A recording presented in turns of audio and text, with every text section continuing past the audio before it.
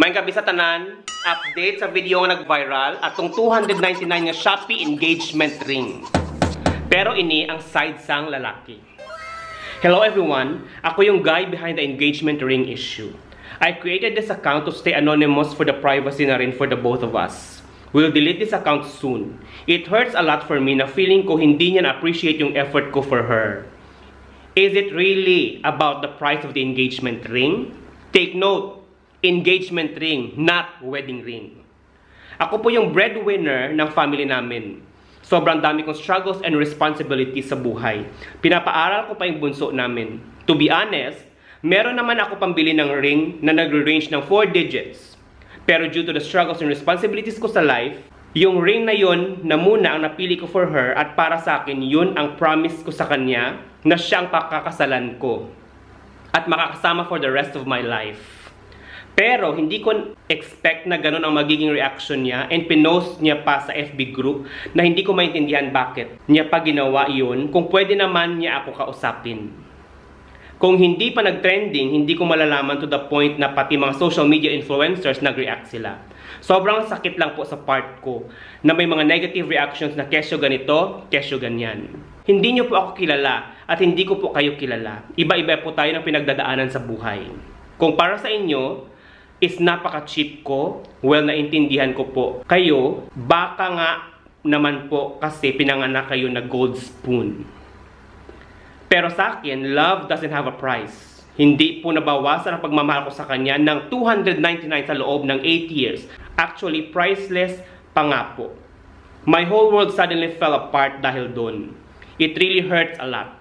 Pero pasalamat pa rin po ako sa ginawa niyang pag-post about that. Naging eye-opener po yun para sa akin to broke up with her and cancel the wedding plan.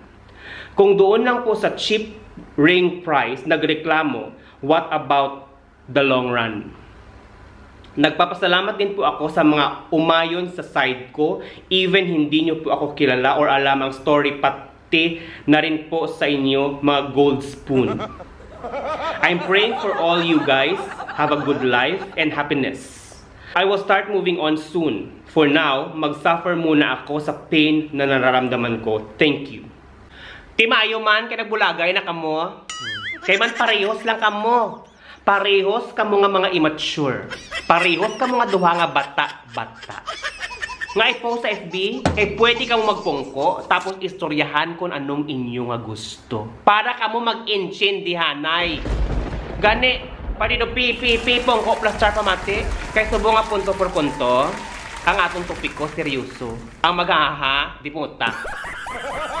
Unang punto, sa mga kababaihan, hindi nyo pag-inkumparar ay inyong self-worth sa bilis ang engagement ring. Kaya ang inyong value as babae, nagabasi sa kung paano ka mo palanggaon, paano ka mo respetuhon, kag kung handa siya nga panginpatyan ka mo, ang monetary nagasunod na lang dira. Hindi nyo man pag-ikumparar ang paghigugma sa inyo sa bilis ang engagement ring. Kaya hindi amo ina ang talaksan. Lantawas ang una. Wala sang engagement ring. Tinga na buhi man sila kaga sa subong of the night pa. Sang una, wala engagement ring. Nagtabanay. Wala paging kasal pero na asal na. Tilantawa sa subong. Going strong sila. Amo ina ang talaksan. Hindi kay kung ang anuman. Ikaduha ka punto. Para sa mga kalalakihan. Kung kamo madamo sa mga financial obligations, buot silingon, kamo ang breadwinner sang inyong nga pamilya.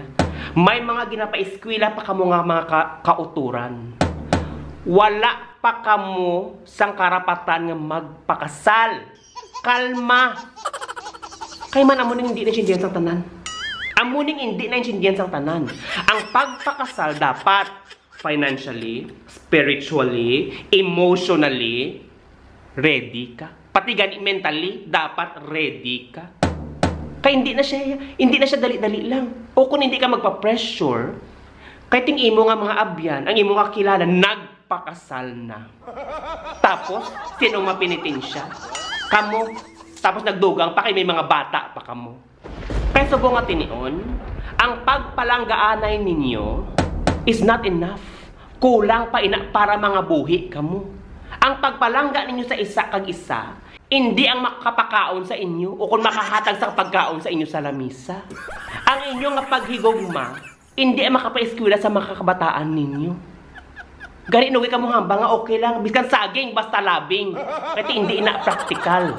Gani samtang ikaw hindi ka pa ready, mag-focus ka sa imo nga self, mag-focus ka sa imo nga career.